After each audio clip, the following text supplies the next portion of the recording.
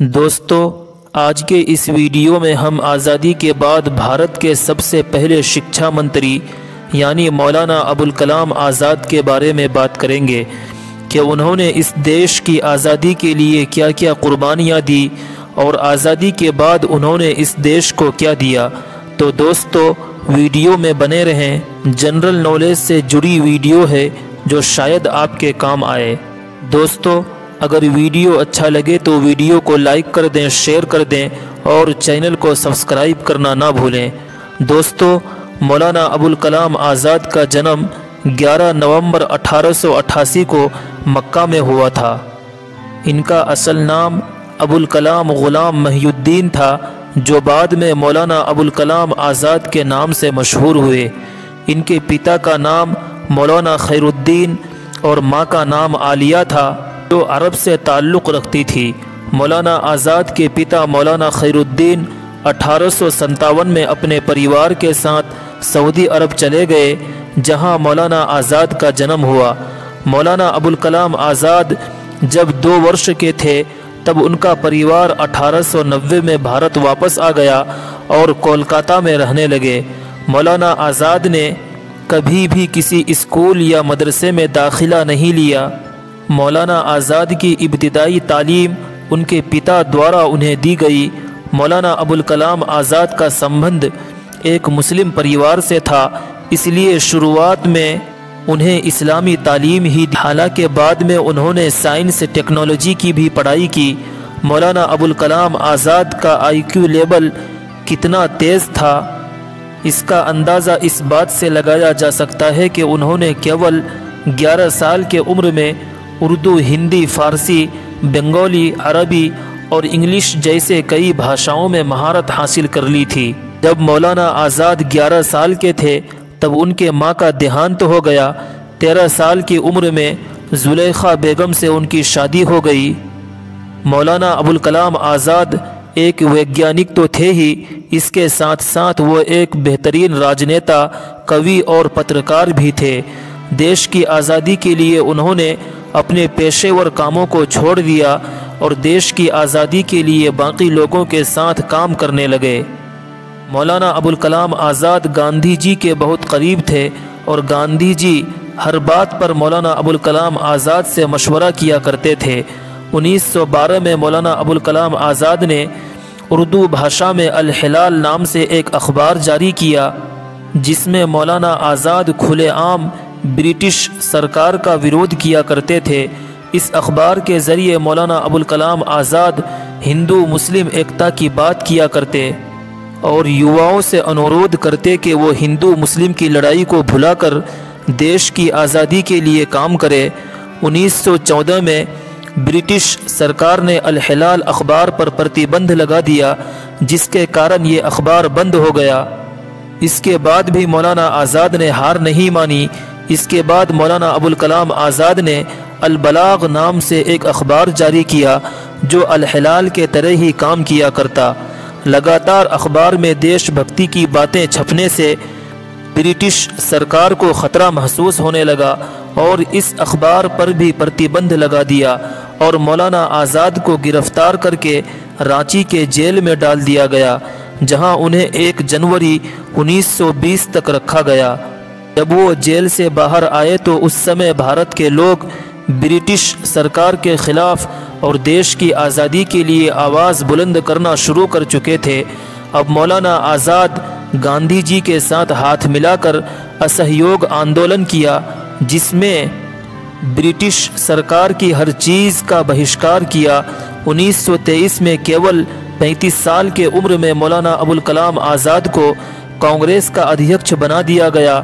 इतनी कम उम्र में पहली बार किसी नेता को ये पद मिला था। बाद उन्होंने दिल्ली में एकता सम्मेलन किया। 1930 में गांधी जी के साथ नमक तोड़ो आंदोलन में मौलाना अबुल कलाम आज़ाद को बाकी नेताओं के साथ गिरफ्तार कर जेल में भेज दिया गया। फिर 1934 में इन्हें जेल से रिहाई मिली। इसी दौरान मौलाना अबुल कलाम आज़ाद ने मोहम्मद अली जिन्ना और उनके साथियों की कड़ी निंदा की, जो धर्म के आधार पर एक अलग मुल्क यानी पाकिस्तान की मांग कर रहे थे। उन्होंने ज़ोरदार आवाज़ उठाई और कांग्रेस मंत्रालय से जिन्ना के इस्तीफ़े की मांग की। 1940 में मौलाना आज़ाद को रामगढ़ जलसे में कांग्रेस का प्रेसिडेंट बनाया गया। भारत की आज़ादी के बाद मौलाना अबुल कलाम आज़ाद भारत के नए संविधान सभा के लिए कांग्रेस के तरफ से चुनाव लड़े। पाकिस्तान विभाजन के समय इन्होंने भारत में मुस्लिम कम्युनिटी की रक्षा की जिम्मेदारी ली। विभाजन के समय वे बंगाल, बिहार, पंजाब और आसाम गए, जहां उन्होंने लोगों के लिए रिफ्यूज़ कैंप बनवाए और लोगों की सुरक्षा की जिम्मेदारी ली। क्योंकि मौलाना अबुल कलाम आज़ाद भारत पाकिस्तान विभाजन के सख्त खिलाफ थे, वे कभी नहीं चाहते थे कि भारत के टुकड़े हो। जब पाकिस्तान का निर्माण हो गया और लोग पाकिस्तान का रुख कर रहे थे, तब मौलाना आज़ाद लाल किले में खड़े होकर लोगों से ये अनुरोध कर रहे थे कि भी भारत छोड़कर ना जाए। मौलाना अबुल कलाम आज़ाद लोगों से कह रहे थे कि अहद करो कि ये मुल्क हमारा है और हम इसी के लिए हैं, और इसके तकदीर के बुनियादी फ़ैसले हमारी आवाज़ के बग़ैर अधूरी ही रहेंगे। आज हिंदुस्तान आज़ाद है और तुम अपनी आँखों से देख रहे हो, वो सामने लाल किले की दीवार पर आज़ाद हिंदुस्तान का झंडा अपनी शान से लहरा रहा है। हिंदुस्तान का बंटवारा बुनियादी तौर पर बिल्कुल गलत है। मौलाना अबुल कलाम आज़ाद के लाख कोशिशों के बाद भी हिंदुस्तान का बंटवारा हो गया। भारत की आज़ादी के बाद 1947 में जवाहरलाल नेहरू की सरकार में मौलाना अबुल कलाम आज़ाद को पहले कैबिनेट मंत्रिमंडल में शिक्षा मंत्री बनाया गया, जिसे उन्होंने अपने मौत तक यानी 1958 तक बखूबी निभाया। मंत्री बनने के बाद मौलाना अबुल कलाम आज़ाद ने 14 वर्ष से कम उम्र के लोगों के लिए शिक्षा अनिवार्य कर दिया।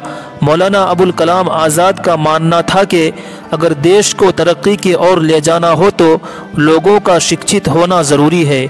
इसलिए उन्होंने कई यूनिवर्सिटीज़ और इंस्टीट्यूट का निर्माण करवाया, जहां उच्च दर की शिक्षा मौजूद करवाई ताकि लोग इससे फ़ायदा उठा सकें। मौलाना आज़ाद ने ही IIT यानी इंडियन इंस्टीट्यूट ऑफ टेक्नोलॉजी की स्थापना की। मौलाना आज़ाद ने ही IISc यानी इंडियन इंस्टीट्यूट ऑफ साइंस की स्थापना की। मौलाना आज़ाद ने ही दिल्ली में जामिया मिल्लिया संस्था की स्थापना की। भारत में शिक्षा के क्षेत्र में बदलाव लाने की शुरुआत मौलाना आज़ाद ने ही की थी। अगर उनको भारत में शिक्षा का संस्थापक कहें तो गलत ना होगा।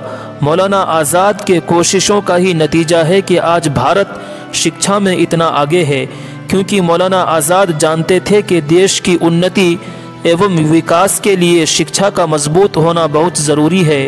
भारत में कई यूनिवर्सिटीज़, स्कूल एवं कॉलेज के नाम इनके नाम पर रखे गए हैं। यही वजह है कि हर साल 11 नवंबर यानी मौलाना अबुल कलाम आज़ाद के जन्मदिन पर भारत में शिक्षा दिवस मनाया जाता है। मौलाना आज़ाद को साल 1992 में भारत रत्न से भी सम्मानित किया गया था। 22 फरवरी 1958 को अचानक हार्ट अटैक के कारण दिल्ली में मौलाना अबुल कलाम आज़ाद की मौत हो गई और वो इस दुनिया को हमेशा के लिए अलविदा कह गए। तो आज के इस वीडियो में बस इतना ही। अगर वीडियो में कहीं गलती हुई हो तो मैं माफ़ी चाहता हूँ। मिलते हैं एक और वीडियो के साथ, तब तक के लिए अपना ख्याल रखिएगा।